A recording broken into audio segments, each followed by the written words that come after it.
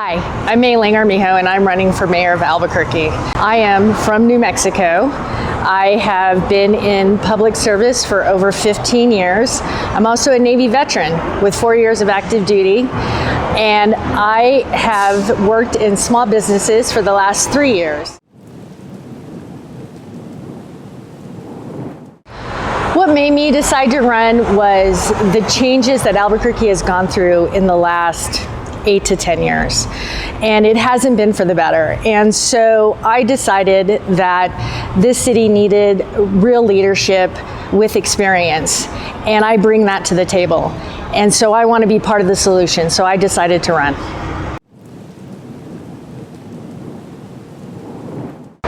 So we got the signatures to get on the ballot, so we're really excited and happy about that. Our next step is me getting out there and meeting as many people in Albuquerque as possible. I believe my greatest strength is my leadership, my ability to bring teams together and get stuff done. When I was the Director of Economic Development, we did $1.4 billion in private investment. We helped create over 5,000 jobs. As a Navy veteran, I managed the largest budget in the U.S. Navy. So I have this experience, both the technical and the personal, to be able to get this city to the potential that it has.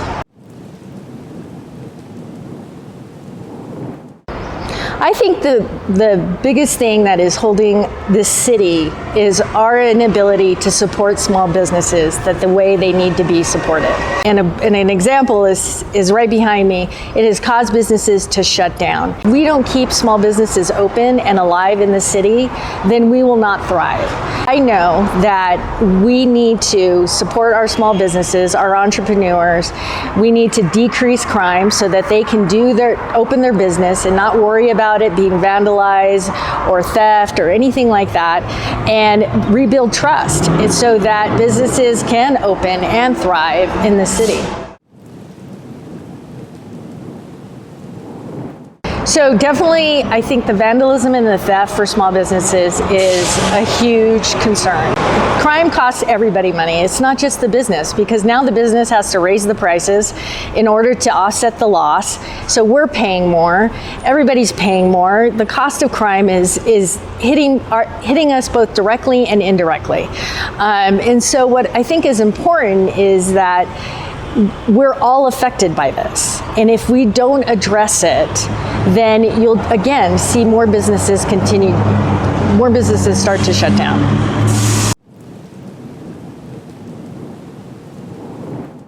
No, they're not doing enough. I mean, behind me and behind you is empty spaces where businesses used to be there and thriving. So no, they're not doing enough. A lot of businesses now have to hire their own private security. So that's hitting their balance sheet. And so because that's costing them money, that costs us money. Because again, they have to offset those expenses. And so no, they're not. And I think it's obvious. The proof is behind me, and like I said, behind you.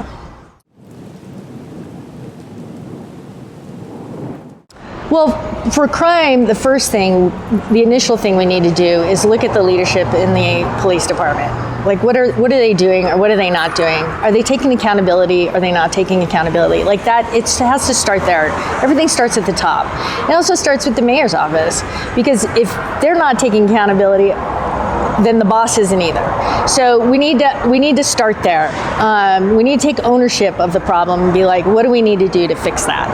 And then as far as homeless, it's an international problem, homelessness. And the reasons for homelessness vary on a wide scale. And so you have to have a multi-prong approach to addressing homelessness. You have to have understanding, but you also have to understand how to implement. And that's one of the things that, in my experience, is implementing programs from a government administrative process and seeing results.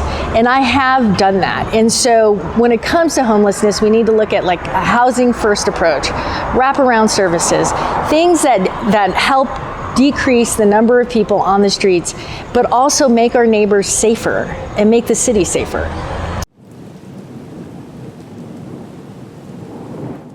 I would like to saturate the market with affordable housing. When I was working in the county, we did a lot of public-private partnerships with developers to create affordable housing. And so what it would do is basically it's housing based on your income. So this is what you can afford, so this is what you're going to get charged for rent. And we need to build more of those units. If it's too expensive for you to live, it makes it very difficult for you to build the wealth for you to then buy your own house, because all you're trying to do is survive. And that's not the environment we want. We want people to be able to afford to live, save money, build wealth, and ultimately be on their own and buy their own home and contribute to the community. But if you're coming out of college with school debt and your rent in a one-bedroom apartment is $1,800 and you're making $20 an hour, you're not going to be able to afford it. You're just not going to be able to do it.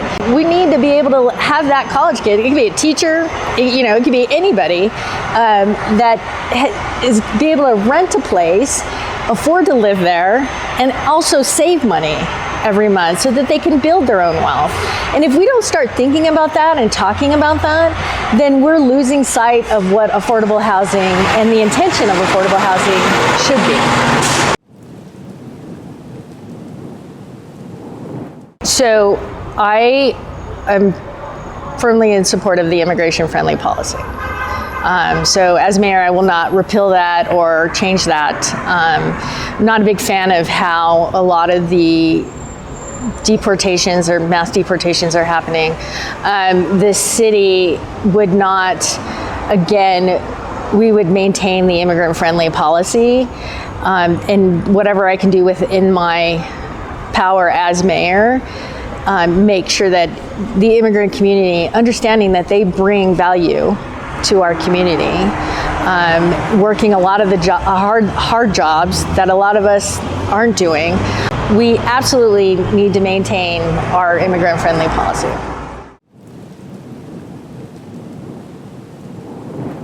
When I'm not working, I like to work out or go for a run. I have 15 nieces and nephews, so every once in a while I'll wrestle with one of those. I enjoy traveling with friends and family and getting, doing things outside of Albuquerque, getting away from the city. But always love that I get to come home and be in Albuquerque.